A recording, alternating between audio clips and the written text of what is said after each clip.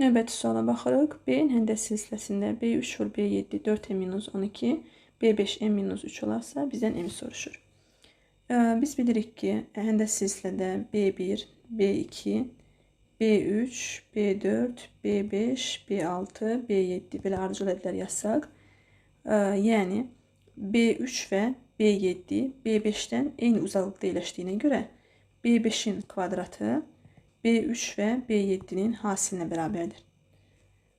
Həmçinin indekslər cəminə görə də yazmaq olar. B5, 2 dənə B5-i, yəni B5-in kvadratını B5 vur B5 şəklində yazsaq, bərabərdir B3 vur B7. Burada indekslər cəmi 10 olduğuna görə, həmçinin hər iki tərəfdən 10 olduğuna görə aldığı qiymətlər də bir-birinə bərabərdir. Yəni biz buradan belə bir düstur çıxara bilərik ki, B5-in kvadratı bərabərdir B3 vurulsun B7-yə. İndi yerinə qoyaq. B5-imiz var bizdə m-3-dür. m-3-ün kvadratı bərabərdir 4m-12.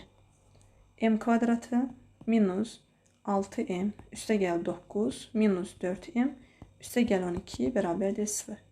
M kvadratı minus 10m üstə gəl 21 bərabərdir 0. Köklər 3 və 7 cəmi 10 hasili 21-dir. Bizdən m soruşur. M 3 ola bilməz. Çünki m-in yerinə 3 qoysaq, 5-ci həddimiz 0 olur. M-3-ə bərabər olduğuna görə. Deməli, m nəyə bərabərdir? 7-yə. Düzgün cavab D variantı.